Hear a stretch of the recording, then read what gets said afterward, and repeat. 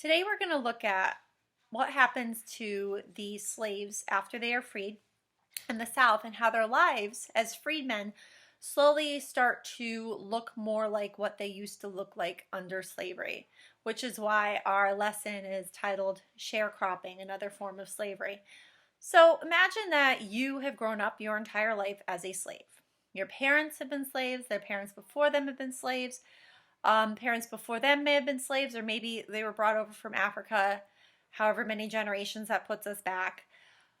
So you pretty much have spent your whole life working on a plantation, and most slaves on a plantation are going to be working in the fields, manual labor, farm labor. A lot of other slaves would be domestics working in houses, so there's not a lot of skilled labor.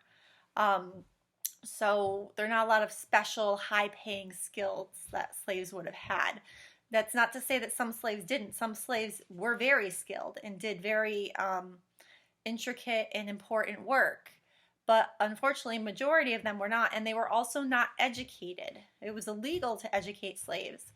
And schools weren't really set up yet for that education to happen. So this is kind of like what happens. The war is over. You don't really have any marketable skills, and you don't have an education. So what are your options? Now you might say, well, why doesn't the government give them some land or give them a job? And actually, interestingly enough, General Sherman during the war had a meeting over all this land that had been confiscated. I can't talk, I'm sorry. That means basically taken from the people during war, confiscated. And this land, the Southern people are traitors, so this land should be turned over, and who better to give it to than former slaves who are now going to need land. They don't even own their own houses. So he has a meeting, and the meeting actually includes leaders from the Black community, some ministers of churches and things like that, and they kind of come up with this plan to give slaves 40 acres. So there's this term called 40 acres and a mule, which people may have heard even being made fun of in movies in the past. Your parents probably have heard it. But this 48 acres is a real thing. The mule comes later, okay? And so that's the plan. They're going to split up this land from South Carolina down to Florida, and they're going to split it in 40-acre parcels for former slaves to farm. And this is great. And the Freedmen's Bureau is set up to help former slaves and to help with land and to help even them find family members who they have lost track of during slavery. And so all this stuff sounds good and it sounds great.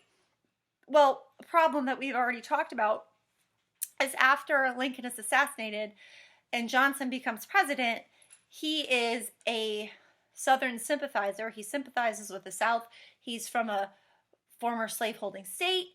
And he basically overturns these orders and gets rid of them. So now there is no available land for these former slaves.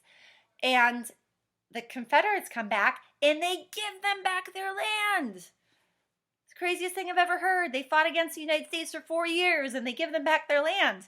So now you have former Confederates that have all the land but can't afford to pay workers. And you have slaves who have no land but need to work. And so you come up with this system called sharecropping. And what it means is that you work on the land that somebody else owns, you farm it for them, and you sell what you farm, and as payment for being able to use their land, you give them money from the crop that you sold. Okay, which doesn't sound terrible, but it becomes terrible because the slaves don't have money to start out with, or the ex-slaves don't have money to start out with.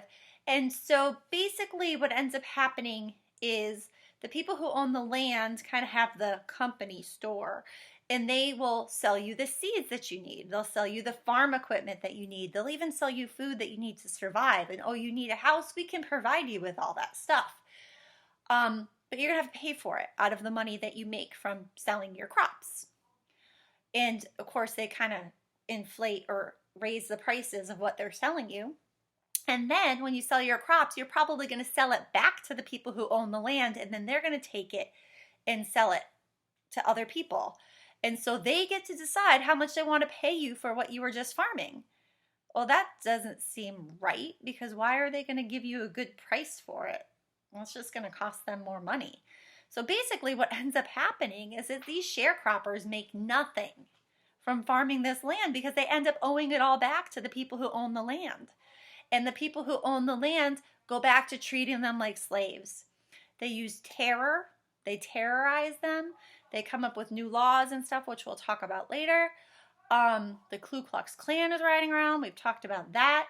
And these former slaves really don't have anywhere else to go right now. They're kind of at the mercy of these landowners. And so basically it ends up becoming another form of slavery.